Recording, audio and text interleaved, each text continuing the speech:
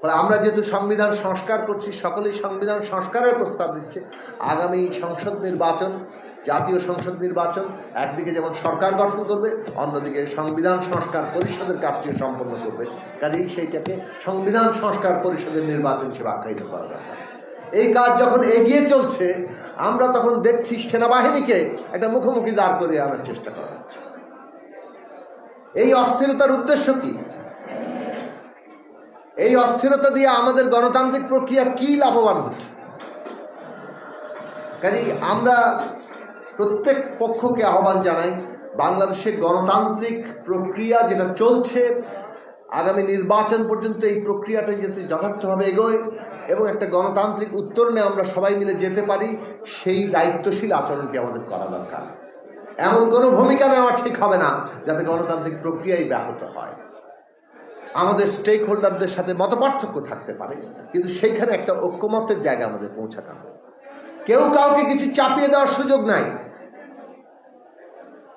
একটা অভ্যুত্থান পরবর্তী গণতান্ত্রিক পরিবেশে রাজনৈতিক সিদ্ধান্ত যা কিছু হবে সেগুলো তো প্রকাশ্যেই হচ্ছে। আলাপ আলোচনায় যে কোনো প্রস্তাব যে কোনো জায়গায় উঠতে পারে, কিন্তু সেই সব প্রস্তাবে কে কি অবস্থান নেবে তার প্রকাশ্য জায়গা আছে। আমরা যেমন আমাদের অবস্থান পরিষ্কার করেছি। এই যে জুলাই আগস্ট সহ 15 বছরে যে গুম খুন হত্যাকাণ্ড, নির্বিচার হত্যাকাণ্ড হয়েছে, লুণ্ঠন হয়েছে, সেইটার জন্য আওয়ামী লীগের নেতা কর্মী শেখ হাসিনা সহ যারা দায়ী, যারা রাষ্ট্রযন্ত্রের মধ্যে এই সমস্ত অপতৎপরতা চালাতে সাহায্য করেছে আওয়ামী লীগকে, তাদের সকলকে বিচারের আওতায় আনতে হবে।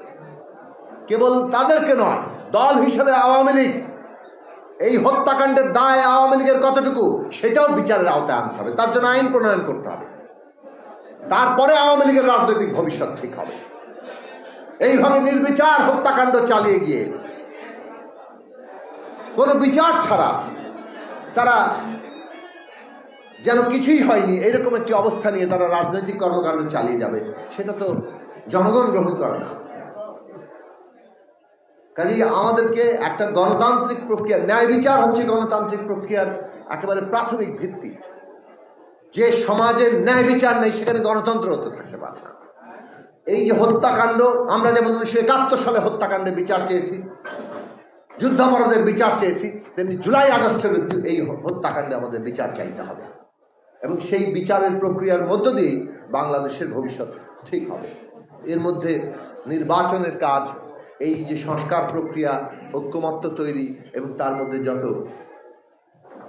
স্বল্পতম সময়ের মধ্যে নির্বাচন আয়োজন করা সম্ভব হয়, দ্রুত সেই জায়গায় যাওয়া দরকার। এবং